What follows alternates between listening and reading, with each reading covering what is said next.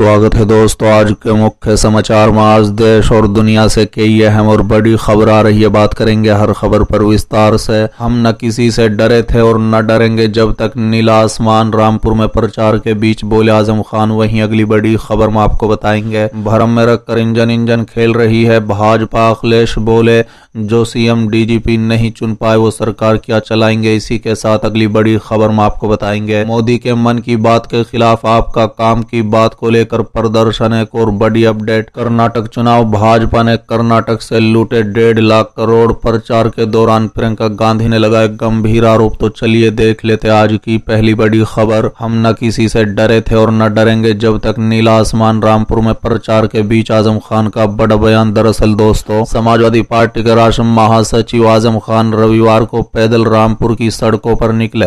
बता दें कि यहां उन्होंने घर घर दुकान जाकर समाजवादी पार्टी प्रत्याशी फातिमा जबी के नगर निकाय चुनाव में वोट देने की अपील की। बता दें कि आजम खान का ये पैदल काफिला मोहल्ला पान दरीबा से शुरू हुआ। एक काफिला पान दरीबा से कई मुख्य मार्केट और मोहल्लों से होते हुए गुजरा। बता दें कि आजम खान के साथ उनके समर्थकों का भी काफिला चल रहा था। आपकी जानकारी के लिए बता दें कि जनपद रामपुर में नगर निकाय चुनाव को लेकर सभी राजनीतिक पार्टियों के दिग्गज नेताओं ने अपनी पूरी ताकत झोंक दी है।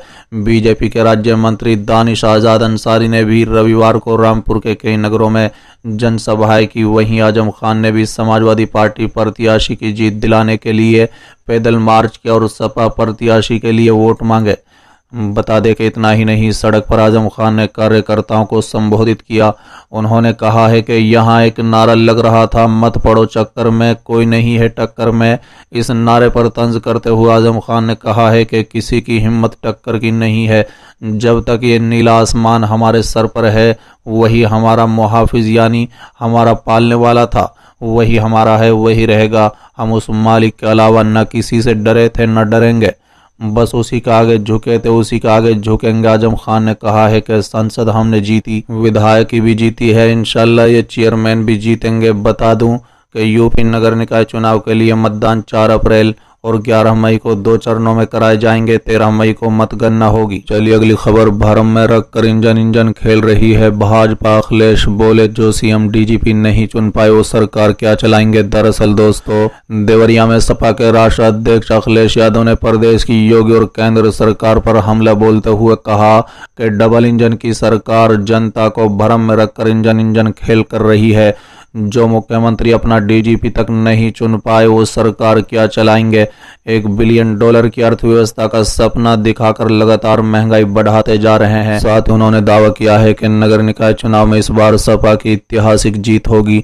अखिलेश यादव रविवार को सपा के जिलाध्यक्ष रहे बाबूलाल यादव के निधन के बाद आयोजित श्रद्धांजलि समारोह में भाग लेने देवरिया आए थे। बता दें कि साकेत नगर स्थित आवास पर उनके चरित्र पर पुष्प अर्पित करने के बाद उनके परिजनों से मिले और उन्हें सांत्वना दी। बता दें इस दौरान उन्होंने कहा है कि दुख की इस घड़ी में बाबूलाल यादव के परिवार के साथ सपा खड़ी है। जनपद में समाजवादी आंदोलन को उन्होंने एक नया रंग और रूप दिया था और संघर्ष का रास्ता दिखाया। एक चुनावी सभा में मुख्यमंत्री योगी आदित्यनाथ की ओर से सपा बसपा प्रदूषण फैला रहे हैं पर कहा कि मुख्यमंत्री कोई वैज्ञानिक थोड़ी हैं जो प्रदूषण भी मापते हैं। चलिए अगली खबर। मोदी के मन की बात के खिलाफ आपका काम की बात को लेकर प्रदर्शन। दरअसल दोस्तों, अररिया चांदनी चौक पर आम आदमी पार्टी की ओर से रविवार को प्रधानमंत्री नरेंद्र मोदी के मन की बात के विरोध में काम की बात को लेकर प्रदर्शन किया गया।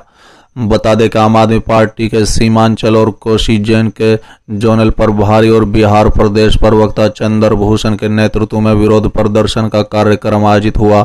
स्टेशन रोड स्थित पार्टी कार्यालय से बस स्टैंड रोड एडीबी चौक होते हुए चांदनी चौक तक प्रदर्शन का कार्यक्रम हुआ। बता दें कि इस प्रदर्शन कार्यक्रम में कार्यकर्ता हाथों में स्लोगन लिखे तख्ती लेकर चल रहे थे जिसमें प्रधानमंत्री की ओर से किए गए घोषणाओं को अमली जामा को लेकर प्रदर्शन किया गया। बता दें मौके पर प्रदेश प्रवक्ता चंद्र भूषण ने कार्यकर्ताओं और लोगों को संबोधित करते हुए कहा कि बहुत हुआ मन की बात, अब मोदी जी को काम की बात करनी चाहिए। आज संविधान और देश खतरे में है, इसे बचाने के लिए जरूरत है और हर घर से लोगों को निकलकर सड़क पर आना होगा। आज देश में अघोषित आपातकाल जैसी स्थितियां पैदा हो गई हैं। इसके पूर्व जिला प्रभारी राजेश कुमार बहरदार ने पार्टी कार्यालय में पार्टी के कार्यकर्ताओं और पदाधिकारियों को संबोधित करते हुए कहा है कि लोकसभा चुनाव में अब 1 वर्ष रह गया है और अंत में संगठन निर्माण पर खास जोर देना होगा। चलिए अगली खबर। कर्नाटक चुनाव। भाजपा ने कर्नाटक से लूटे 1.5 लाख करोड़ प्रचार के दौरान प्रियंका गांधी ने लगाए गंभीर आरोप। दरअसल दोस्तों, कर्नाटक विधानसभा चुनाव में इस समय चुनाव प्रचार चरम पर है। सभी प्रमुख दलों के शीर्ष नेता जनता को लुभाने के लिए कई तरह के वादे और दावे कर रहे हैं, तो वहीं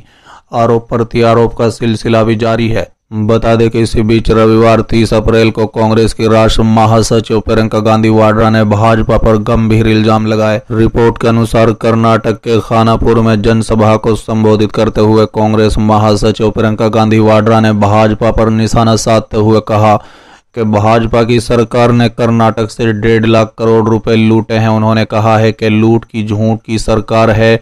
इन पैसों से कर्नाटक में 100 एम्स बच्चों के लिए 30,000 स्मार्ट क्लासरूम, 30 लाख गरीबों के लिए घर बनाए जा सकते थे। बीजेपी ने हर स्तर पर लूटा है और प्रदेश की जनता को धोखा दिया है।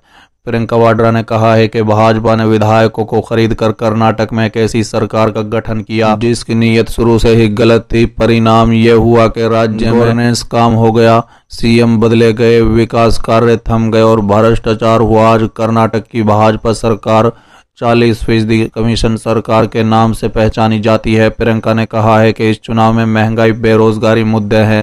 यदि भाजपा के नेता जनता का ध्यान कहीं और आकर्षित करना चाहें तो वो ये करें, हम नहीं करेंगे। चलिए अगली खबर है। पीएमसी चुनाव में बीजेपी एकनाथ शिंदे पर भारी पड़ा। महाविकास आघाड़ी गठबंधन, बताएंगे कितनी मिली सीटें। दरअसल दोस्तों, राष्ट्रवादी कांग्रेस पार्टी की महाराष्ट्र इकाई के अध्यक्ष जयंत पाटिल ने दावा किया कि महाविकास आघाड़ी यानी एमयूए गठबंधन ने हाल ही में हुए कृषि उपज बाजार समिति यानी एमपीएमएस चुनाव में सबसे अधिक संख्या में जीत हासिल की। पाटिल ने कहा है कि एमयूए ने इनके गृह क्षेत्र संगाली की सभी 18 सीटों पर जीत दर्ज की है। कुल 148 एमपीएमसी सीट पर हुए चुनाव के परिणाम शनिवार को घोषित किए गए। गौरतलब है कि एमयूए में राकंपा, शिवसेना, यूपी और कांग्रेस शामिल है। राकंपा नेता धनंजय मुंडे और कांग्रेस के वरिष्ठ नेता अशोक चौहान ने अपने गृह क्षेत्र पार्ली और नंदौड़ में जीत का दावा किया है।